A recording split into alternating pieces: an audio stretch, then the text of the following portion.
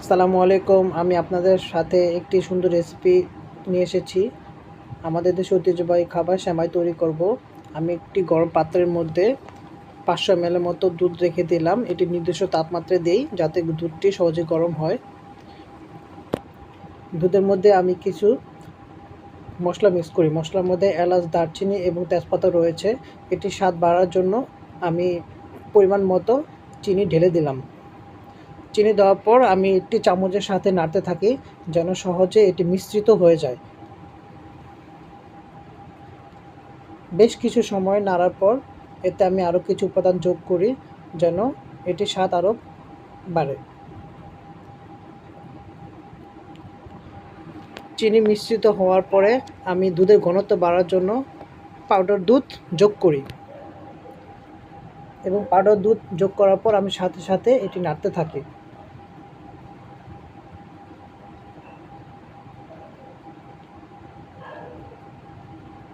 নাড়ার পর এটি সম্পূর্ণভাবে মিশ্রিত হয়ে দুধের ঘনত্ব বাড়ে। আমি তাপমাত্রা কিছুটা বাড়িয়ে দিয়েছি যেন দ্রুত এটি ঘনত্ব তৈরি করে। উপাদানটি হয়ে গেলে আমি একটি পাত্রের মধ্যে সেমাই রেখে দুধগুলো ঢেলে দিলাম।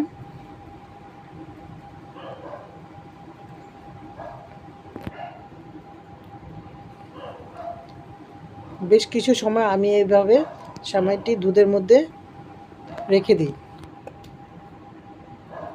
দেখতে খুব সুস্বাদু মনে হচ্ছে, তাই এটি সৌন্দর্যের জন্য আমি এখানে কিছু ড্রাই ফ্রুটস ইউজ করি। ড্রাই ফ্রুটের মধ্যে আমি কিশমিশগুলো সাজিয়ে দিই। কিশমিশের পর আমি কিছু বাদাম দিয়ে দিলাম।